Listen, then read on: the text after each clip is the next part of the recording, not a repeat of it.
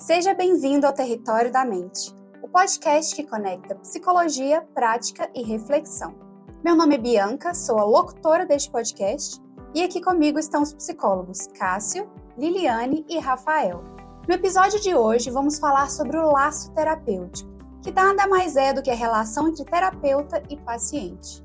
A gente vai explicar como esse vínculo se constrói, por que ele é tão essencial e o que pode dificultar esse processo. Então fica com a gente porque esse episódio vai trazer reflexões essenciais para entender o papel da confiança e da conexão na terapia.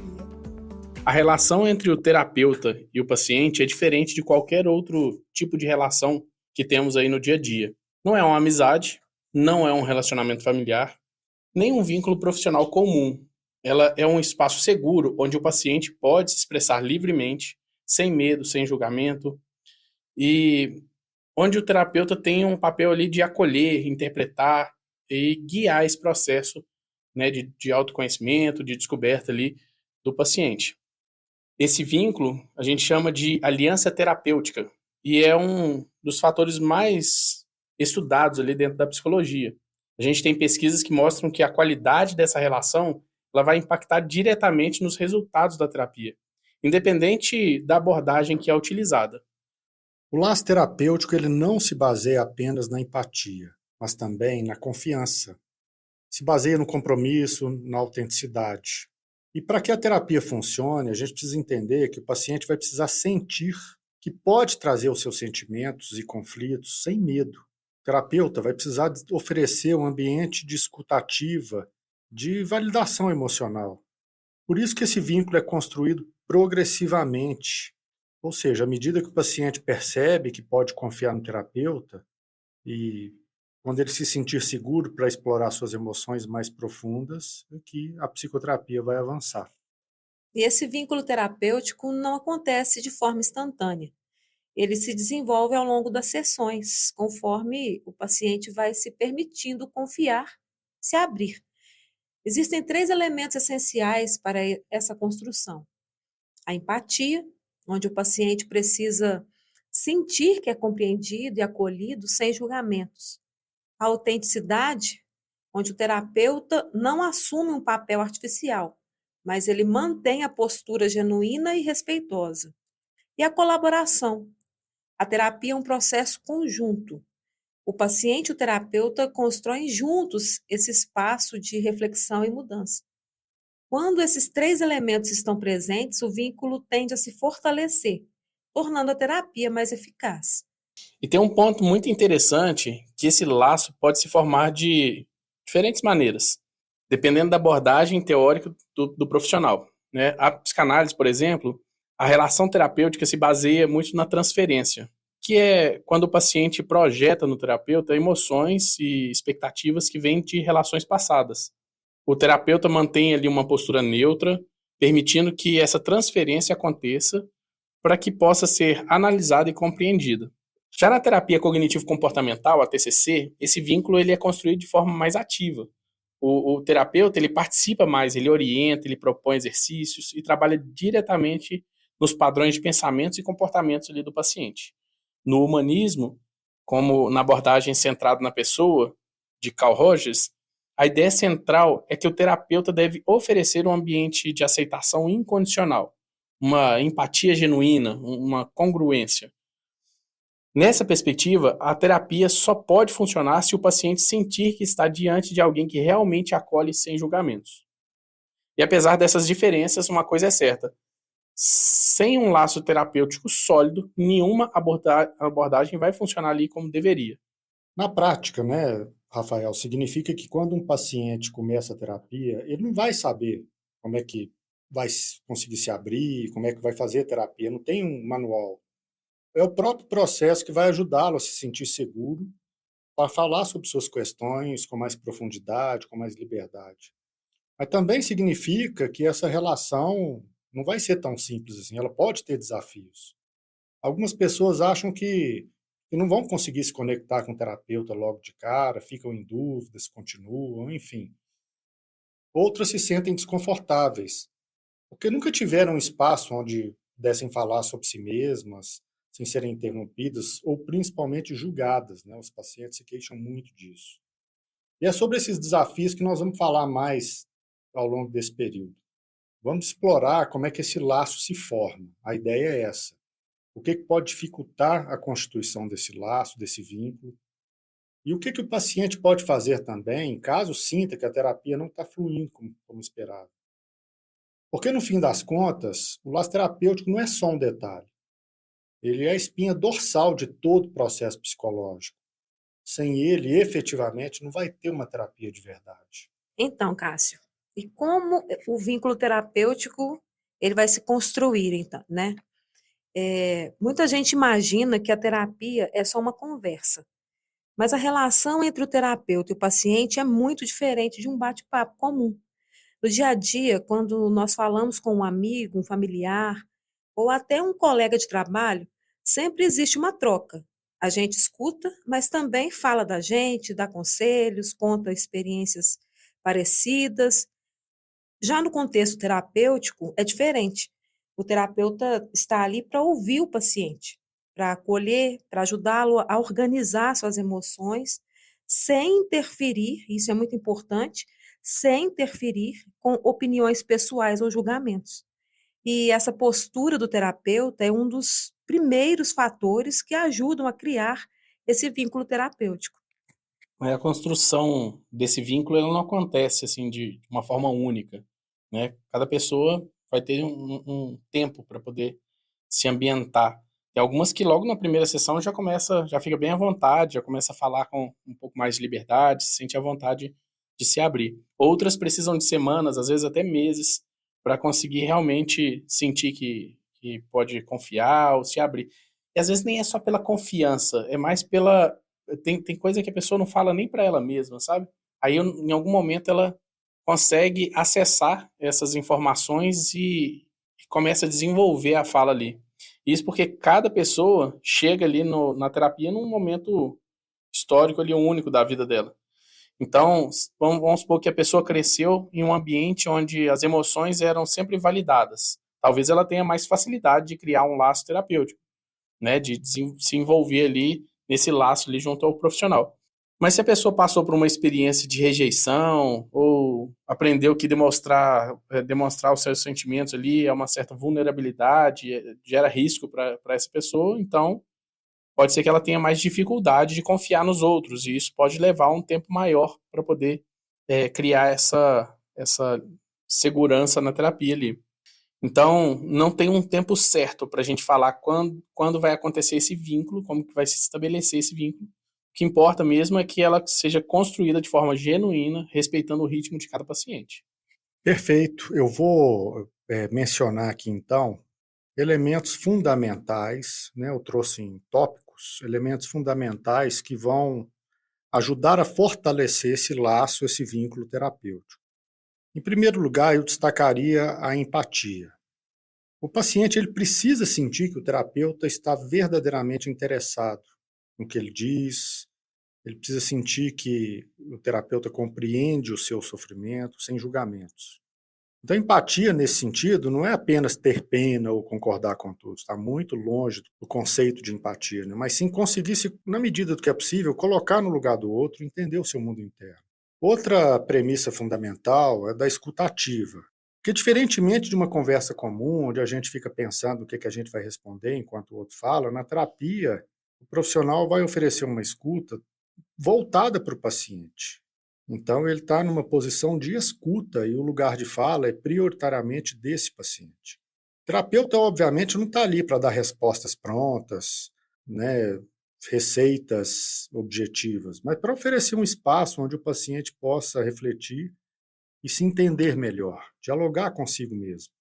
Obviamente que não tem como promover isso sem confiança e sigilo. Então, dentro desses tópicos, eu destaco aqui confiança, sigilo, né? Porque o paciente ele precisa saber que tudo que é falado ali fica entre ele e o terapeuta. Aliás, essa é uma premissa fundamental do exercício profissional.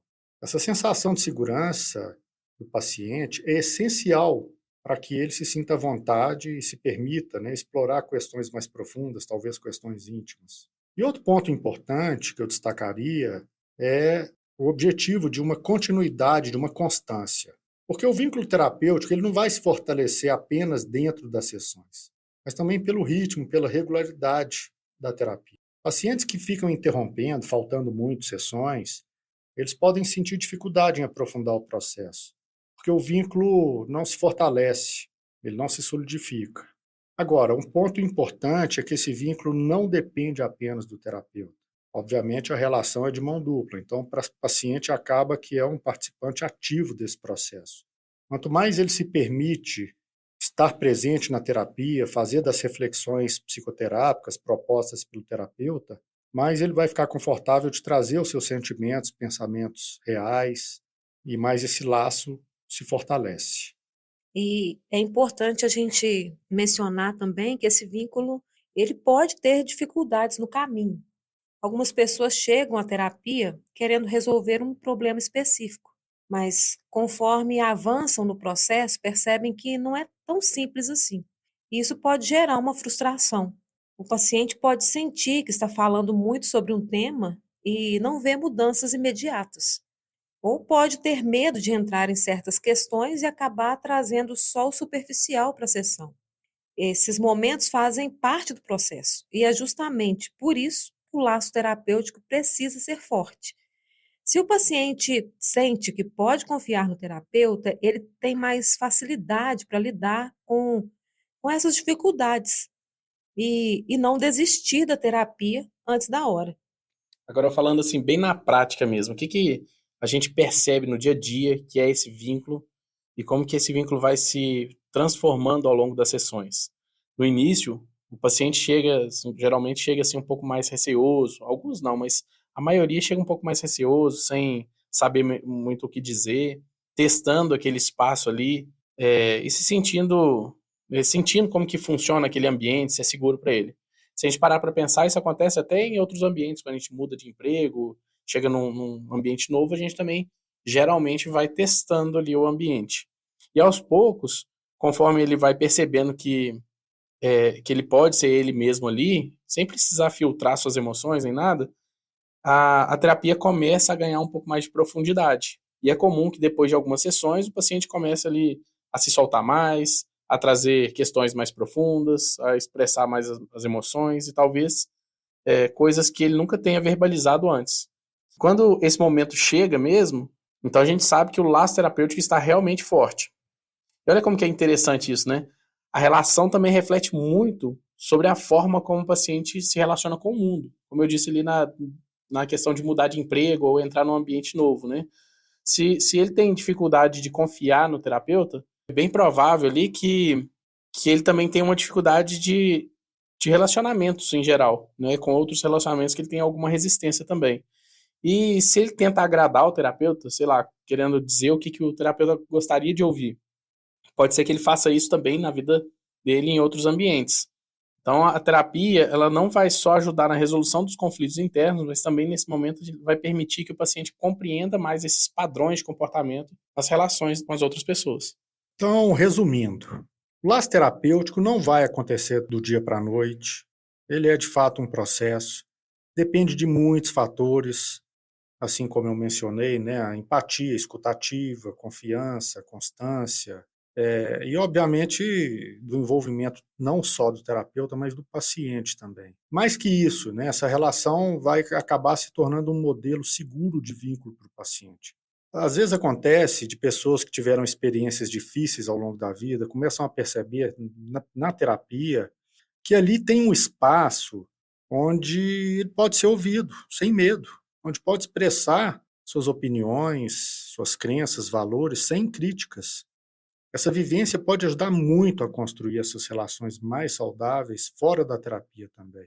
Eu queria deixar uma reflexão aqui. Como é que você percebe suas relações? Você sente que consegue confiar nas pessoas com facilidade ou tem dificuldade de se abrir? E como você se sentiria se estivesse em um ambiente onde pudesse falar livremente sobre qualquer coisa sem ser julgado? A terapia é esse espaço, mas para que ela funcione, o laço entre terapeuta e paciente precisa ser bem estabelecido. A gente estava falando aqui sobre a importância do laço terapêutico e como que ela se constrói ao longo das sessões. Mas a gente também pode, né, dar atenção para quando não acontece. Vamos lá, não é incomum isso, né? Às vezes acontece que o paciente chega na terapia e depois de algumas sessões ele sente que o santo não bateu com o terapeuta, por exemplo. Ele pode sair ali da consulta com aquela sensação de que algo não encaixou, que o profissional não entendeu bem o que ele queria dizer, que a conversa não fluiu de forma natural. E aí, o que a gente faz quando chega nesse momento, né? Será que significa que a terapia não é para ele? Ou será que ele deveria trocar de terapeuta? Bem, a primeira coisa que a gente precisa entender, Rafael, Liliane, é que o desconforto inicial pode ter várias explicações.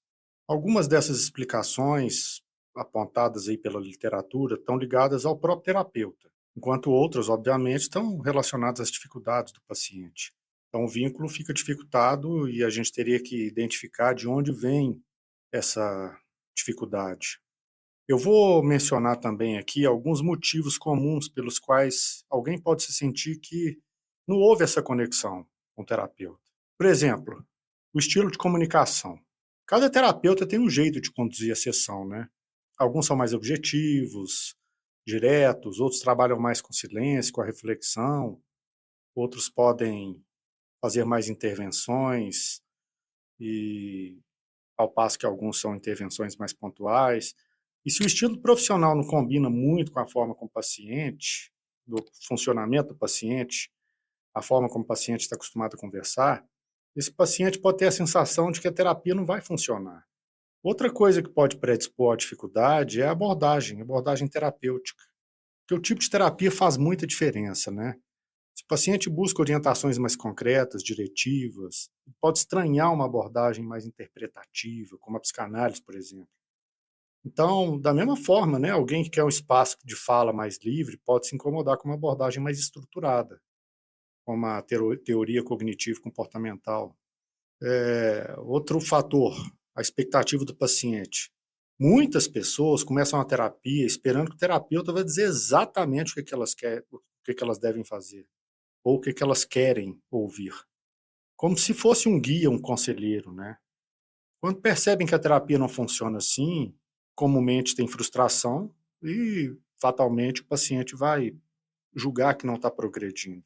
Outro elemento, que tem muito a ver com a história do paciente também, é a dificuldade de confiar. Algumas pessoas carregam experiências difíceis de abandono, de rejeição, desconfiança, nos relacionamentos em geral. E elas podem demorar um pouquinho para se sentir seguras com o terapeuta. No início, podem até testar o profissional, né, para ver se ele realmente está presente. E tem aquele elemento, né, que são aquelas resistências bem típicas de um processo terapêutico, que é o medo de entrar em contato com emoções difíceis. Às vezes o problema não está na relação com o terapeuta, mas com o próprio processo terapêutico, com o próprio conteúdo que está sendo abordado na terapia.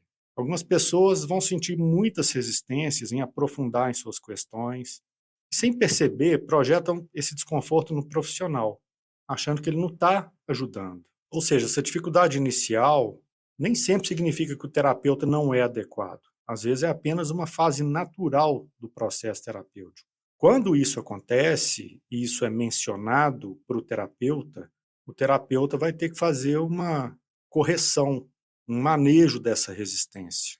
Então, uma vez que ele identifica, ele vai manejar, vai colocar os pingos nos is, de forma a predispor a um melhor laço terapêutico. Agora, isso não quer dizer que todo paciente deve insistir com o terapeuta se ele realmente sente que algo não está funcionando, né, Cássio? Tem momentos em que trocar de terapeuta pode ser a melhor escolha. Por exemplo, se depois de várias sessões o paciente ainda sente que não consegue se abrir, então é aí uma possibilidade aí para, né, uma nova escolha. Se ele percebe também que sai da sessão mais confuso do que entrou, sem sentir nenhum progresso, ou se ele sente que não está sendo acolhido ou compreendido pelo profissional, ou se existe uma incompatibilidade clara, né, como valores muito diferentes que atrapalham a confiança. Se for algum desses casos ou algum outro caso, tudo bem procurar outro terapeuta. Nem sempre o primeiro profissional que encontramos é a melhor escolha para a gente. Isso não significa que a terapia não funciona. Significa apenas que cada paciente tem um tipo de relação terapêutica que funcione melhor para aquele paciente, né? Uma coisa que muita gente não sabe é que essa troca de terapeuta é mais comum do que parece. Existe um outro ponto aqui muito importante, que o paciente ele tem direito de falar isso com o próprio terapeuta. Se depois de algumas sessões ele sente que algo não está funcionando, que ele pode, na verdade ele deve trazer essa questão para a terapia. Muitas vezes só o fato de expressar esse incômodo já ajuda a entender se o problema está no vínculo profissional ou se é algo interno que precisa ser trabalhado ali. O que acontece nesses casos? O terapeuta pode ajustar a abordagem, explicando melhor os processos para o paciente. O paciente pode perceber que essa dificuldade faz parte de um padrão maior, né, da sua vida, ali, por exemplo, dificuldade de confiar nas pessoas em geral. Ou se realmente não houve ali aquele encaixe. Ambos podem concordar que a melhor escolha seria buscar um outro profissional. Pois é, eu mencionava aqui, eu vou insistir num dos tópicos que eu mencionei agora há pouco, que é um elemento muito importante, que é essa vontade que o paciente tem de desistir da terapia quando ele começa a entrar em temas mais difíceis, quando ele efetivamente começa a tocar na ferida, né? Isso é algo que acontece muito na prática clínica. Porque no começo a pessoa pode estar animada, ela diz que quer se entender melhor, quer se conhecer melhor, falar sobre sua vida. Mas conforme a terapia vai avançando, a gente começa a tocar em questões mais profundas, delicadas. Ela pode sentir um incômodo.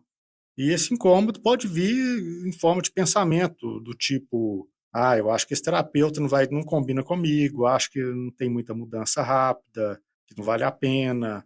Eu, pensando bem, talvez eu nem precise de terapia. Então, na verdade, são resistências naturais do processo. Então, quando o paciente está prestes a acessar emoções reprimidas, conteúdos mais conflitivos historicamente, lidar com algo mais difícil, ele pode sentir o impulso de recuar. E uma das formas de fazer isso é colocando o vínculo em xeque. Ele joga essa resistência, isso aparece como um questionamento do vínculo com o terapeuta. Então, eu queria deixar uma reflexão aqui, né? Se você está fazendo a terapia e sente que está difícil se conectar com seu terapeuta, se pergunte, é uma questão de abordagem e comunicação ou é uma resistência interna minha? Será que eu estou esperando que o terapeuta me diga exatamente o que fazer, em vez de explorar minhas próprias respostas? Ou eu tenho dificuldades em confiar nas pessoas no geral? Será que isso está acontecendo aqui também, né? Aqui na terapia também? E se depois dessas reflexões você perceber que realmente não se sente bem na terapia, tudo bem procurar outro profissional. Mas se for apenas um desconforto inicial ou uma resistência ao processo, vale a pena conversar sobre isso e entender melhor o que está acontecendo antes de tomar uma decisão. A terapia só funciona quando há um vínculo de confiança entre o paciente e o terapeuta. Mas construir essa confiança é um processo. E, como todo processo, pode ter altos e baixos. Cada processo tem um tempo, né? Não há um tempo certo para todo mundo, uma formatação nesse tempo. Então, fica aí essas reflexões. E no próximo episódio, vamos falar sobre um tema essencial: os desafios da relação terapêutica, como a transferência e as resistências aparecem no processo, como lidar com isso. Então, se você quer entender mais sobre esse assunto, não perde o próximo episódio.